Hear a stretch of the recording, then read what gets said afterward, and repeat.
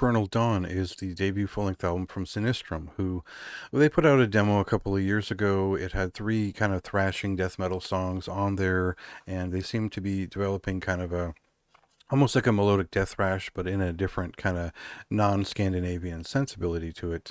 And that's more or less what they deliver here on this debut.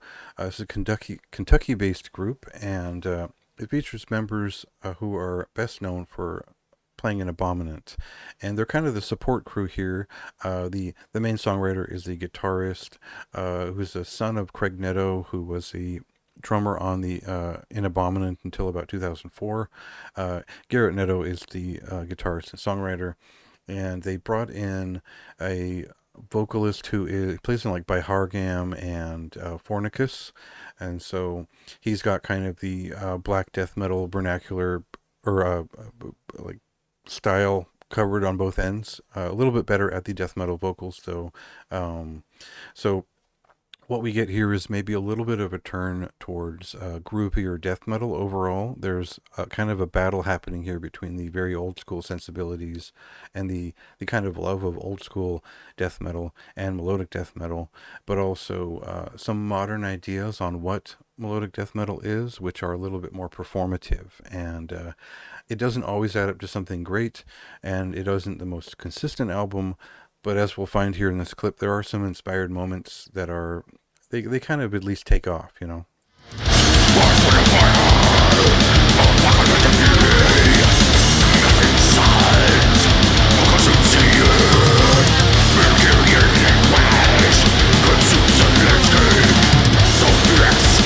Now, if you're a fan of Abominant, as I am, you know that band just had this string of incredible albums in the late 90s, up through maybe the mid-2000s, before they kind of changed their style into something that was a bit different after that first drummer left, and that was maybe more of a standard death metal style. So hearing that this drummer has this new band, I was pretty excited to see what that would be all about, and in some ways, that kind of tainted my expectations here, because there is the first couple of songs here are sort of standard kind of thrashing groove death metal, nothing too explosively old school, nothing completely new school at all. It's just kind of a standard death metal feeling that didn't really appeal to me. And the first several songs kind of, maybe there's like a Morbid Angel type riff on the second song. You'll pick up on that pretty quickly, but the melodic ideas start to show up around the fourth song, and that's when the album gets good. Took me a while to get there, but there are a string of about 3 or 4 songs here in the middle of the album that present a viable and pretty strong, almost uniquely United States feeling melodic death metal sound. And I think that if the vocals were a little bit less exaggerated and kind of nixed the black metal or the rasping side of it, it would be a little bit more effective and feel less cluttered overall as we try to focus on the riffs. And that's kind of where I go to first with a record like this. So those songs pull it off for the most part. They sometimes a focus on melody and death metal can feel kind of quaint.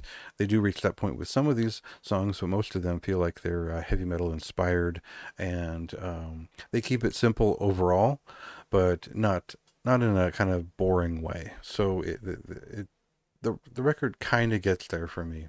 It's a little bit long-winded for what it is.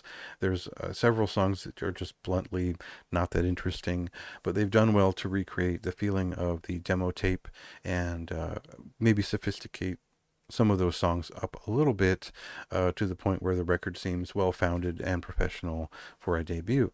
So if you're looking for melodic death metal with a little bit of thrash metal in there, with a both old and new influenced style in there, I think this will appeal to fans of a certain era of United States black death metal, especially in the early 2000s, where people were kind of breaking the rules all over the place and crossing the barriers between black metal, death metal, and thrash metal.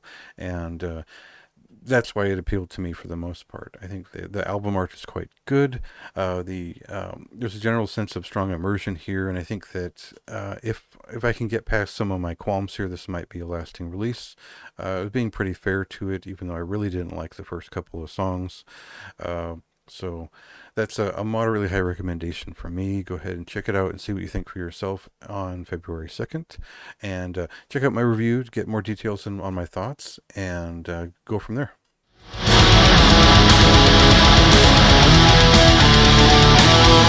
We want to